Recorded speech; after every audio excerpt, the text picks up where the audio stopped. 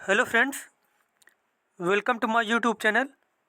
आज हम लोग पढ़ेंगे जीन पियाजे के सिद्धांत के बारे में, जो सभी शिक्षक भर्ती के लिए बेहद ही महत्वपूर्ण है। चलिए देखते हैं। हम लोग यहाँ पे पहला पॉइंट हमारा दिया गया है। देखो यहाँ पे पहला पॉइंट हमारा है, जीन पियाजे एक प्रमुख स्विस वैज्ञानिक थे। स्विस का मतलब यहाँ पे है स्विट्जरलैंड के वैज्ञानिक थे जीन पियाजे जो थे। तो एक देखो क्वेश्चन यही बनेगा, बहुत बार पेपर में पूछा गया है कि जीन पियाजे कहाँ के मनोवैज्ञानिक थे, तो बताएंगे हम लोग स्विट्जरलैंड के मनोवैज्ञानिक थे। उसके बाद अगला पॉइंट इसी में है, पियाजे ने अपनी पुस्तक the language of thought of the child 1923 में लिखी। अब देखो यहाँ पे दूसरा जो क्वेश्चन बनेगा, दूसरा क्वेश्चन यहाँ पे ये बनेगा कि जो है the language of thought of the child, ये पुस्तक किसके द्वारा लिखी गई है, तो बताएंगे हम लोग पियाजे के द्वारा, जीन पियाजे के द्वारा यह पुस्तक लिखी गई है। और कब लिखी गई थी? 1923 में लिखी गई थी। सन तो ज़्यादा नहीं पूछा जाता, लेकिन ये पुस्तक काफ़ी बार पूछी गई है कि the language of thought of the child किसकी पुस्तक है। उसके बाद वेरी इंपॉर्टेंट पॉइंट यहाँ पे बहुत बार पूछा गया है, जीन पियाजे ने अपना प्रयोग अपने ही बच्चों पर किया था। जीन पियाजे ने जो अपना सिद्धांत दिया, उस सिद्धांत के लिए जो प्रयोग किया था वो किस में किया था? अपने ही बच्चों पर प्रयोग किया था। उसके बाद जीन पियाजे का सिद्धांत रचनावाद पर आधारित है। किस पर आधारित है? रचनावाद पर आधारित है। पियाजे ने संज्ञानात्मक विकास का सिद्धांत दिया, इसे अवस्था का सिद्धांत भी कहा जाता है। अब पेपर में आपसे क्वेश्चन पूछ लिया जाए कि जैसे संज्ञानात्मक विकास का जो सिद्धांत है, इसे और किस नाम से जाना जाता है, तो बताएंगे हम लोग अवस्था का सिद्धांत के नाम से जाना जाता है। उसके बाद अगला पॉइंट इसी में है, पियाजे को विकासात्मक मनोविज्ञान का जनक माना जाता है। किसका जनक माना जाता है? विकासात्मक मनोविज्ञान का जनक माना जाता है जीन पियाजे को। जीन पियाजे के अनुसार बच्चों में चिंतन शक्ति का विकास एक ही समय में नहीं बल्कि विभिन्न चरणों में होता है। और उसी के जो 4 चरण बताए थे जीन पियाजे ने, उसके बारे में आगे हम लोग पढ़ेंगे। तो जीन पियाजे ने क्या कहा था? अब देखो यहाँ पे क्वेश्चन ऐसे ही पूछा जा सकता है आपसे कि ये कथन दे दिया जाएगा कि यह किसने कहा था कि बच्चों में चिंतन शक्ति का विकास एक ही समय में नहीं बल्कि विभिन्न चरणों में होता है। यह कथन दे दिया जाएगा आपसे। फिर पूछा जाएगा किसने कहा था, किस मनोवैज्ञानिक ने कहा था, तो बताएंगे हम लोग जीन पियाजे ने कहा था कि बच्चों में चिंतन शक्ति का विकास एक ही समय में नहीं बल्कि विभिन्न चरणों में होता है। अब देखो यहाँ पे एक शब्द दिया गया जैसे कि स्कीमा। अब स्कीमा का क्या मतलब होता है? स्कीमा से तात्पर्य ऐसी मानसिक संरचना से है जो व्यक्ति के दिमाग में सूचनाओं को संगठित करने तथा व्याख्या करने हेतु विद्यमान होती है। अब देखो जैसे हम आप लोगों को पढ़ा रहे हैं, तो आपके माइंड में कोई शक्ति है जिसके द्वारा क्या कर रहे हो, आप लोग इसको याद कर रहे हो। इसकी जो हम मतलब आप लोगों को सूचना बता रहे हैं, जो जानकारी दे रहे हैं, उसको क्या कर रहे हो? कलेक्ट कर रहे हो। तो ये जो शक्ति है आपके माइंड में, तो इसे क्या बोलते हैं? जीन पियाजे ने क्या बोला? इसे स्कीमा बोला। उसके बाद अगला वर्ड इसी में है आत्मसात्करण।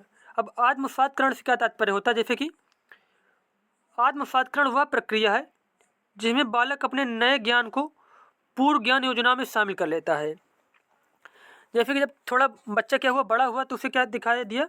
एक 4 पैर का कोई जानवर दिखाया गया, ठीक है, या दिखाई पड़ा, तो पूछा उसने अपने पेरेंट्स से कि मतलब क्या है, तो उसके जो पेरेंट्स थे बताया कि ये क्या है? कुत्ता है। 4 पैर का जो जानवर है, तो एक कुत्ता है और कैसा है? काले कलर का है, ठीक है। उसी बाद कुछ दिन बाद उसे सफ़ेद कलर का एक जो है फिर से मतलब जानवर दिखाई पड़ा। तो उसने मतलब ये पूछा कि ये क्या क्या है, तो मतलब वो नहीं जान पाया क्या है। तो इसका मतलब फिर उसे बताया गया कि क्या है, ये भी 4 पैर का है और सफ़ेद है, तो ये भी कुत्ता है। तो बच्चे ने इससे क्या सीखा कि जो है 4 पैर का जानवर है तो ज़रूरी नहीं कि काले कलर का ही हो, क्या है, ये सफ़ेद कलर का भी हो सकता है। तो ये मतलब एक जानकारी जो कि पेरेंट्स के द्वारा उसको दी गई, तो उसको क्या किया बच्चे ने? आत्मसात कर लिया, अपने साथ उसको जोड़ लिया उस जानकारी को। उसके बाद अगला पॉइंट इसमें दिया गया है जैसे कि समायोजन। अब समायोजन क्या होता है? समायोजन वह मानसिक प्रक्रिया है जिसमें बालक नई सूचना को शामिल करता है।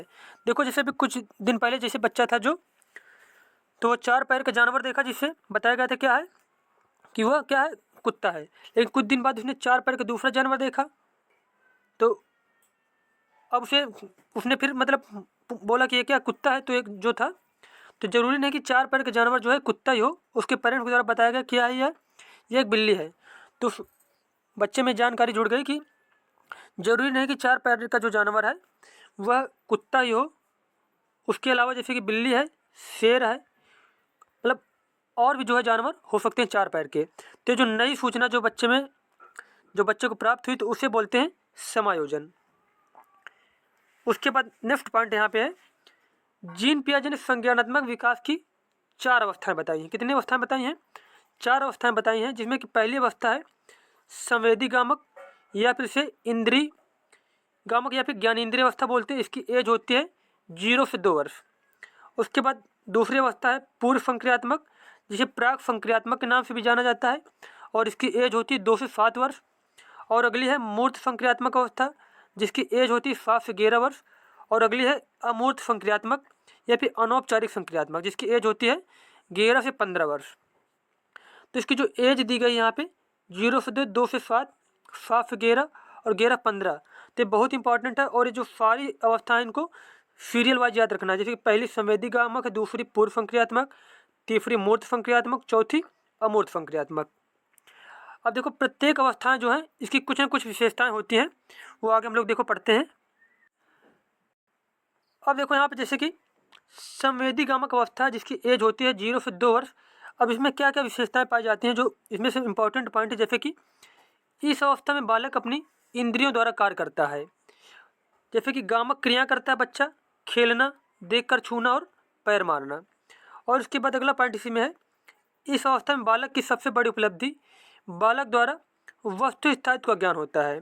अब वस्तु स्थायित्व क्या मतलब होता है, जैसे कि देखो वस्तु स्थायित्व का मतलब ये होता है, इसके द्वारा बालक ये जान पाता है कि घटनाएं एवं वस्तुएं तब भी मौजूद होती हैं जब वो हमारे सामने नहीं होती हैं। अब देखो जैसे कोई छोटा बालक है और किसी बेड वगैरह में क्या है लेटा हुआ है, और कोई खिलौना दे दिया गया उसको, उस खिलौने से वो खेल रहा है और उसको खिलौना जो है नीचे गिर जाए, तो छोटा चल नहीं सकता, उठा तो नहीं पाएगा उस खिलौने को, लेकिन उसको ये मालूम होता है कि ये जो खिलौना है ये हमारे पास में ही पड़ा है। तो इससे ये जानकारी मतलब प्राप्त होती है इस अवस्था में कि बच्चा क्या है वस्तु स्थायित्व के बारे में जान जाता है, कि मतलब उसके सामने दिखाई नहीं पड़ रही वो चीज़, फिर भी उसके बारे में उसको नॉलेज में है कि यही हमारे अगल बगल में है। उसके बाद अगली अवस्था है दूसरी अवस्था पूर्व संक्रियात्मक अवस्था, जिसकी एज होती है 2 से 7 वर्ष होती है। अब देखो इस अवस्था में क्या क्या विशेषताएं हैं, जैसे कि इस अवस्था में भाषा का विकास प्रारंभ हो जाता है, इस अवस्था में जीववाद का विकास होता है, इस अवस्था में आत्मकेंद्रिता का विकास होता है, इस अवस्था को खिलौनों की आयु भी कहा जाता है।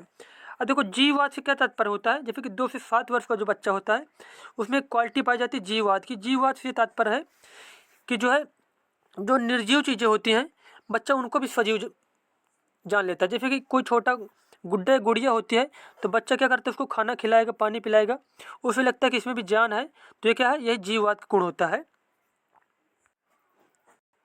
उसके बाद अगली अवस्था हमारी है मूर्त संक्रियात्मक अवस्था, जिसकी एज होती है 7 से 11 वर्ष।